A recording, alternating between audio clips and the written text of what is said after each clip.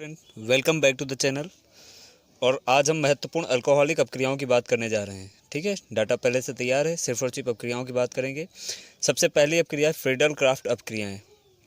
Friedel craft अपक्रियाएँ जो होती हैं वो दो प्रकार की होती हैं। एक होती है एल्कलीकरण और एक होती है एसिटिलीकरण। मतलब एक में एल्किल का निर्माण होता है और एक में एसिटिल का निर्माण होता है। आइए देखते हैं क्या होता है। देखिए लिखा हुआ है फ्रीडल क्राफ्ट एल्कलीकरण में कि फिनॉल जो होता है वो अनाद्र AlCl3 की उपस्थिति में मेथिल क्लोराइड से अभिकृत होकर क्रिसॉल, जिसका IPAC नेम है 1 हाइड्रॉक्सी 2 मेथिल बेंजीन, का निर्माण करते हैं। ठीक है, फिनॉल अनाद्र, इसकी उपस्थिति में फिनॉल जो होता है वो अनाद्र AlCl3 की उपस्थिति में मेथिल क्लोराइड से अभिकृत होकर फिनॉल बना दीजिए। और किससे अपकृत होते हैं? मेथिल क्लोराइड से अपकृत होते हैं और बनाते हैं क्या? क्रिसॉल का निर्माण करते हैं। देखिए ये लिखा हुआ है आपका OH, ये फिनॉल है इस, और यहाँ पे एक जुड़ा होता है हाइड्रोजन, ये हाइड्रोजन जुड़ा हुआ है प्लस। अब क्रिया होगी किसके साथ? CH3Cl। ठीक है, और उपस्थिति क्या है? अनाद्र AlCl3। ठीक है, तो ये H और ये Cl अभिकृत हो जाएंगे। H और Cl अपकृत हो जाएंगे तो बनाएंगे क्या? HCl, और ये CH3 आके जुड़ जाएगा। जब CH3 आके जुड़ेंगे तो ये OH CH3 के साथ ये आर्थो हो गया 1/1,2 पर है, और ये एक बनेगा पैरा, ये OH CH3। ठीक है, इसका नाम हो जाएगा आर्थो क्रिसाल और इसका नाम हो जाएगा पैरा क्रिसाल। जबकि 2HCl शेष रह जाएंगे और छेपित होकर, ये 2 और ये 2, ये क्रिसॉल का निर्माण हो गया। नेक्स्ट एसिटिलीकरण का निर्माण करवाना है। इस बार फिर से फिनॉल की अपक्रिया करवानी है। फिनॉल में हाइड्रोजन नाभिक पर जुड़ा हुआ है और इसकी अपक्रिया होगी किसके साथ? एथेनॉइल क्लोराइड के साथ। एथेनॉइल क्लोराइड का जो सूत्र होता है वो होता है Cl double bonding O CH3, और इस बार जुड़ेंगे क्या? H और Cl फिर से जुड़ जाएंगे और फिर से वही उपस्थिति अनाद्र AlCl3,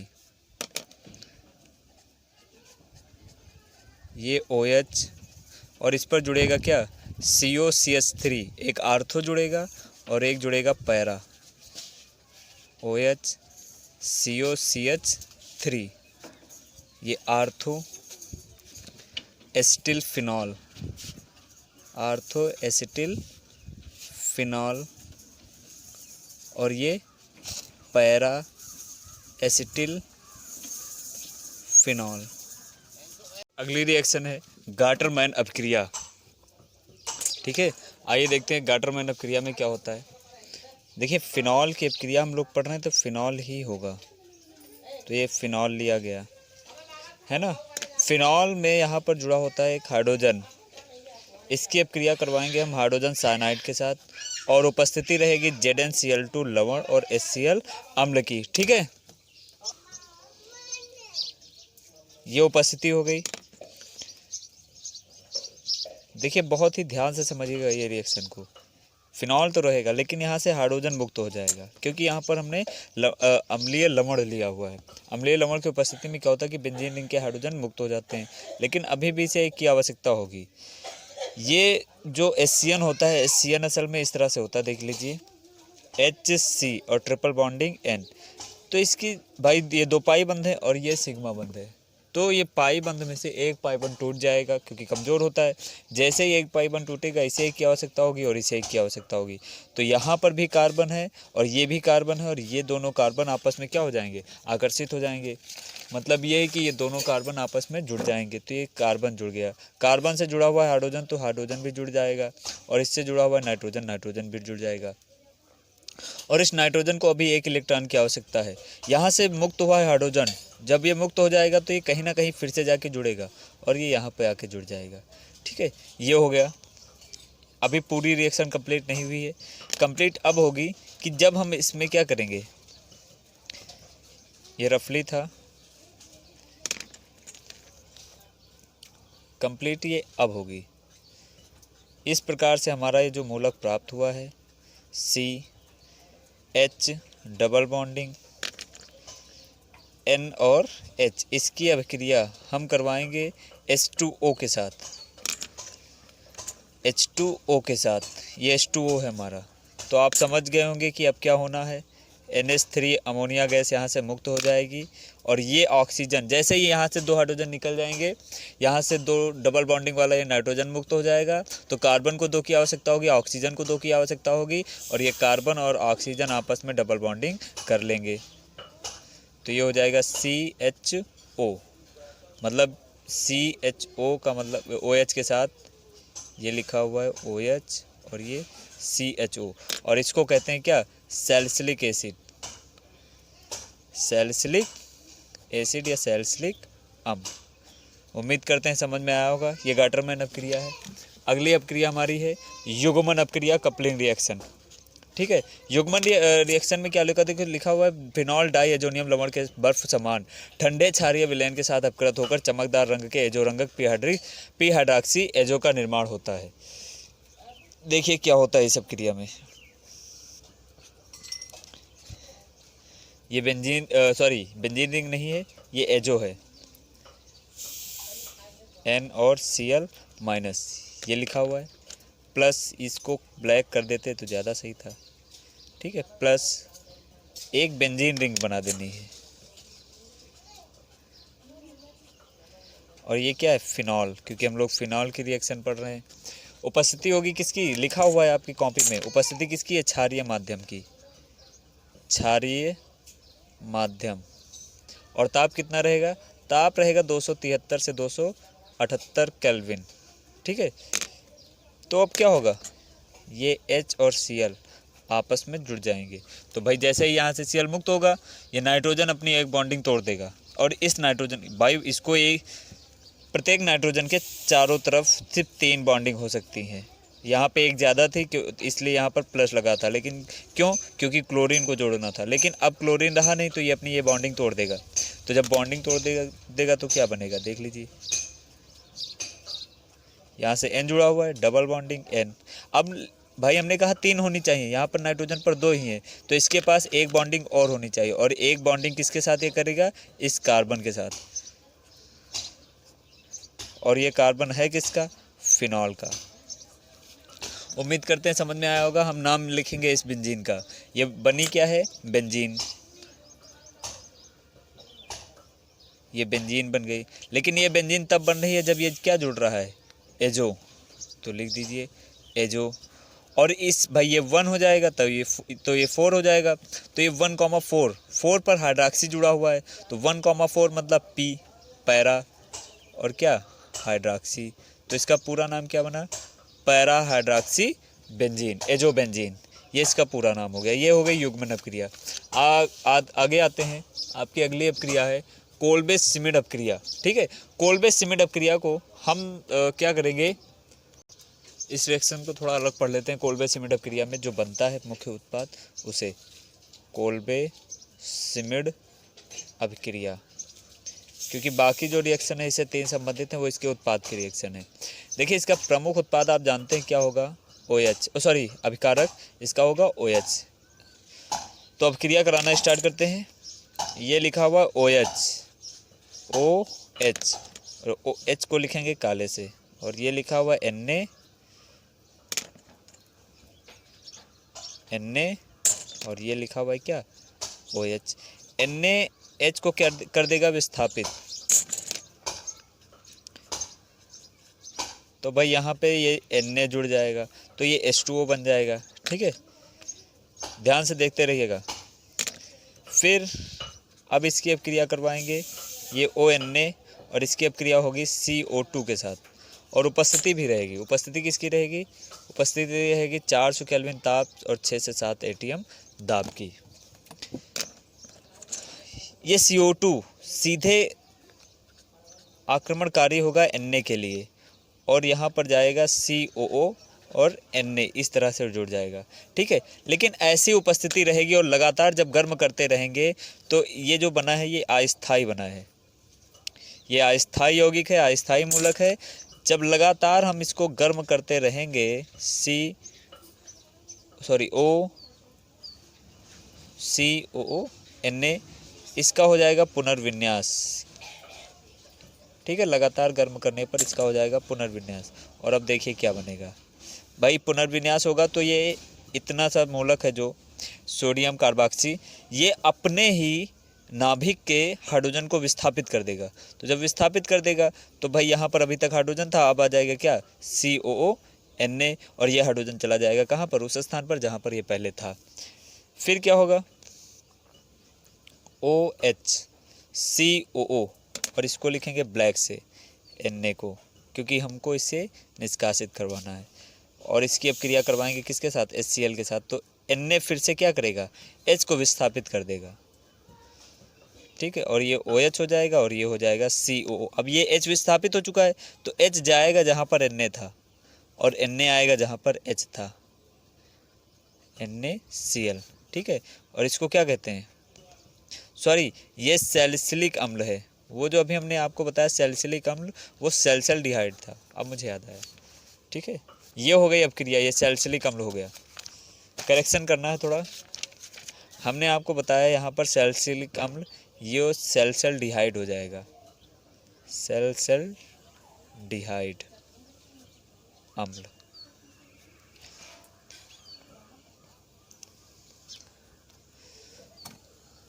ठीक है।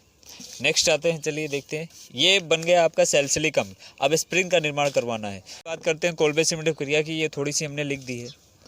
देखिए फिनॉल के सोडियम लवण अर्थात सोडियम फिनॉक्साइड को लगभग, कोल्बे सिमेटिव क्रिया का भी हमने आपको उत्पाद पढ़ाया है, ठीक है। उत्पाद जो बना है, अब उत्पाद के द्वारा हमको प्राप्त करने ये 3 यौगिक, एस्प्रिन, सैलोल और मेथिल सैलिसिलेट, ठीक है। एस्प्रिन की बात करते हैं। एस्प्रिन क्या है कि ये आपका सैलिसिलिक अम्ल है ना। सैलिसिलिक अम्ल की अभिक्रिया आपको करवानी है किसके साथ, एसिटिक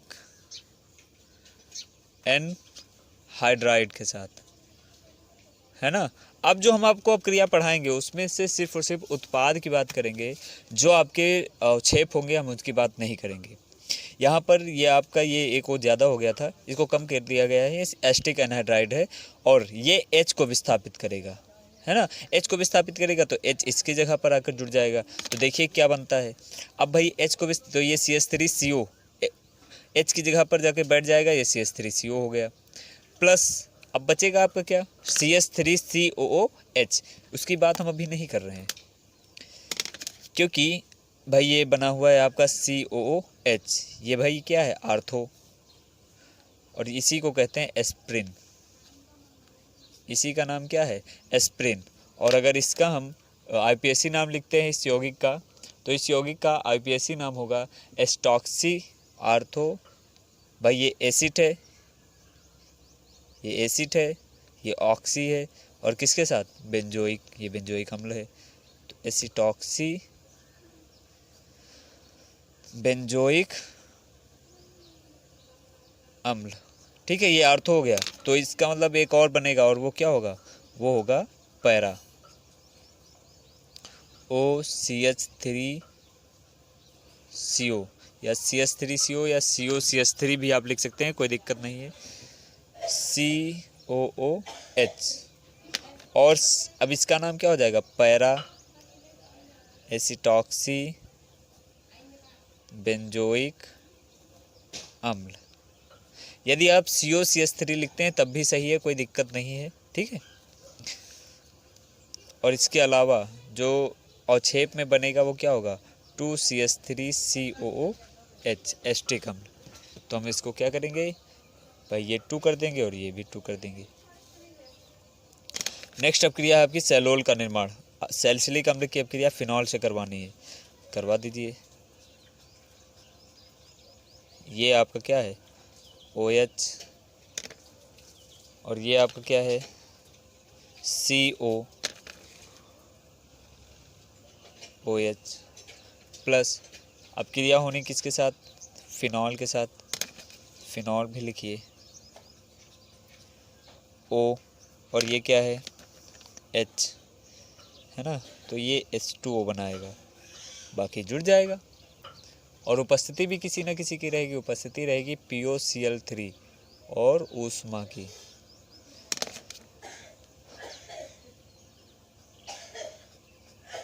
ये OH, ये CO, भाई ये डबल बॉन्डिंग के साथ जुड़ा हुआ है CO, है ना, और इस पर एक सिंगल बॉन्डिंग, और इससे जुड़ा हुआ है क्या, आपकी बेंजीन रिंग, है ना। ये क्या है, फेनिल सैलिसिलेट इसका नाम है, फेनिल सैलिसिलेट। और इसी को कहते हैं क्या, सैलोल, सैलोल। अगला है मेथिल सैलिसिलेट या विंटर ग्रीन तेल का निर्माण। मेथिल सैलिसिलेट को ही विंटर ग्रीन तेल कहते हैं। इसकी अपक्रिया क्या है, देख लीजिए जल्दी से। मेथिल सैलिसिलेट का निर्माण करवाना, सैलिसिलिक अम्ल मेथेनॉल से अपकृत होता है,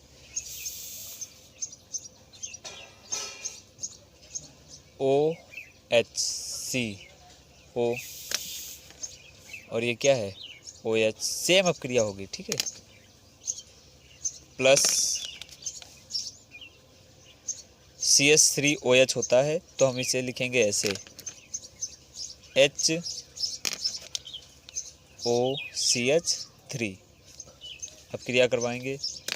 अब क्रिया जब होगी तो किसी न किसी की उपस्थिति होगी, और उपस्थिति रहेगी HCl गैस की, और पश्चवाहन के रूप में उपस्थिति होती है इसकी, ठीक है। पश्चवाहन, पश्चवाहन समझते हैं आप, रिफ्लक्स। तो ये जुड़ जाएगा, H और OH जुड़ जाएगा। जब H और OH जुड़ेगा तो क्या बनेगा, ये OH है ना, और ये C double bonding O, same वैसा ही कंपाउंड, ये O डबल बॉन्डिंग में ही जुड़ा होता है, और ये जो सिंगल बॉन्डिंग है कार्बन के साथ, सिंगल बॉन्डिंग कार्बन के साथ, और ये OCH3, और इसका नाम क्या हो जाएगा, मेथिल सैलिसिलेट। इसी तरह से आपके जितने भी मतलब जैसे रासायनिक दवाइयाँ वगैरह बनती हैं, इसी तरह से बनती हैं, मेथिल सैलिसिलेट। और इसी को कहते हैं विंटर ग्रीन तेल, विंटर ग्रीन तेल, ठीक है। ये हो गया आपका। नेक्स्ट अपक्रिया है लैडरर मनासे, लैडरर मनासे अपक्रिया। लैडरर मनासे अपक्रिया क्या है, लैडरर मनासे अपक्रिया में एल्डिहाइड का संघनन होता है, एल्डिहाइड का संघनन होता है,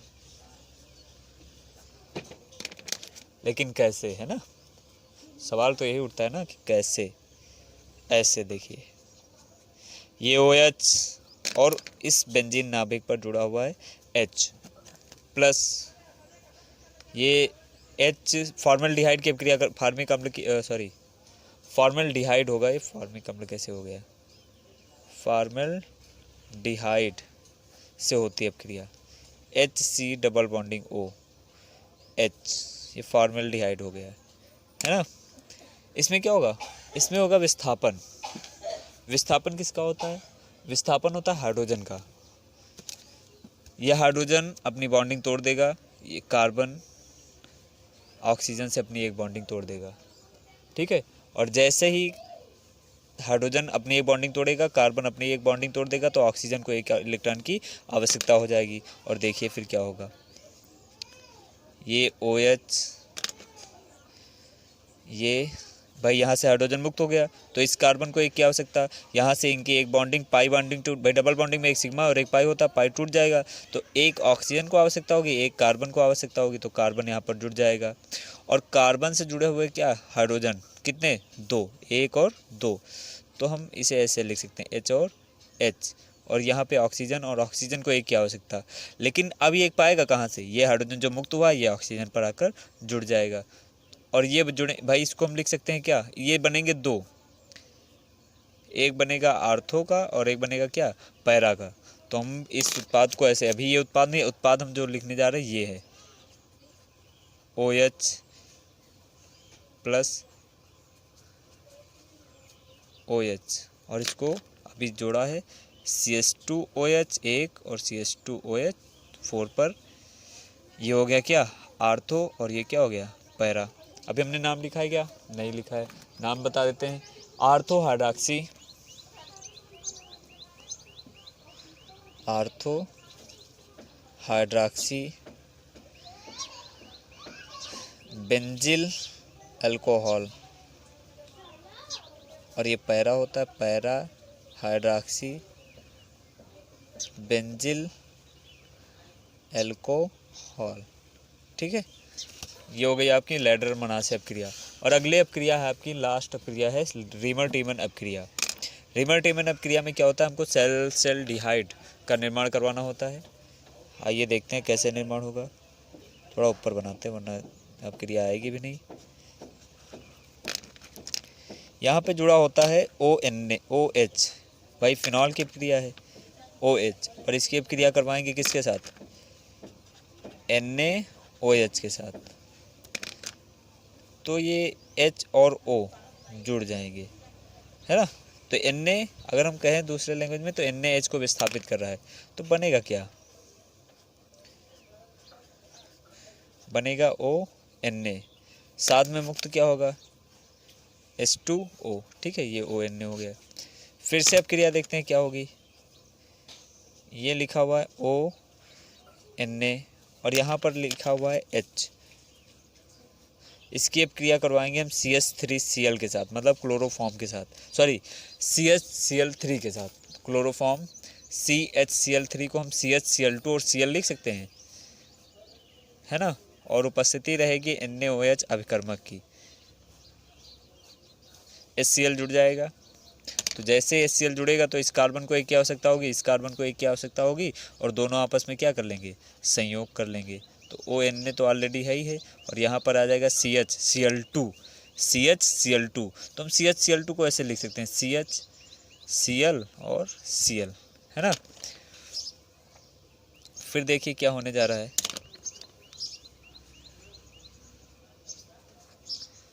ONaCH, और इसे लिखेंगे क्या Cl, और इसको लिखेंगे क्या Cl। और अब इस बार 2 NaOH लेंगे। देखिए अभी हमने आपको बताया अपकर्मक के रूप में होता है, तो अब ये वही अपक्रिया होने जा रही है अपकर्मक वाली। तो ये NaCl जुड़ जाएगा और ये NaCl जुड़ जाएगा, तो ये OH Cl का स्थान ग्रहण करेगा। तो जैसे ही OH Cl का स्थान ग्रहण करेगा, आप देखिएगा क्या होने वाला है। तो इसके पास हो जाएंगे 2 OH। अगर किसी भी यौगिक में 2 OH हैं तो वो अस्थायी माना जाता है, क्योंकि 2 हाइड्रॉक्सी एक साथ अगर हैं तो अस्थायी प्रदर्शित होंगे। और इसमें क्या होगा कि एक H दूसरे OH के साथ जुड़ जाएगा। देखते हैं क्या होता है। ONaOH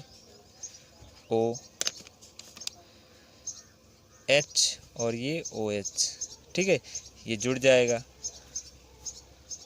और जैसे ही जुड़ेगा तो क्या बनेगा,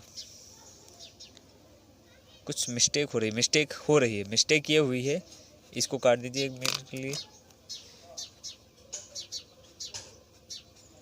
ये वही कंपाउंड हम फिर से लिखे दे रहे हैं ONa।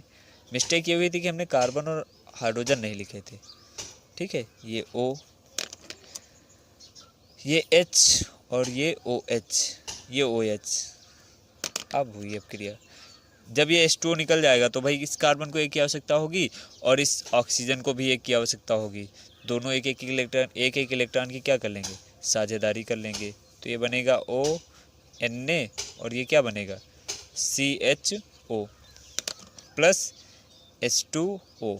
अभी कुछ बचा है, ये है कि यहाँ पे ONa है, इसको OH भी करवाना है। आइए एक अब क्रिया और कर लेते हैं जल्दी से।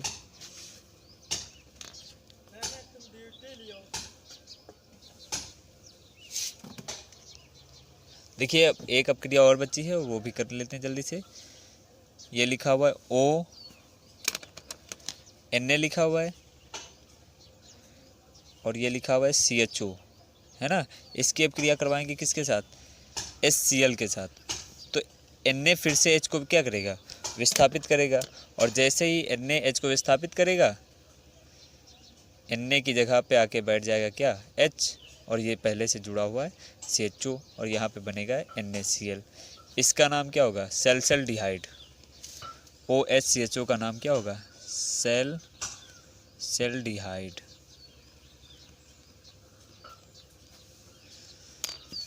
ये आपकी प्रमुख अपक्रियाओं का चैप्टर कंप्लीट हुआ। धन्यवाद। वीडियो देखिए अच्छे से, पढ़ाई लिखाई कीजिए।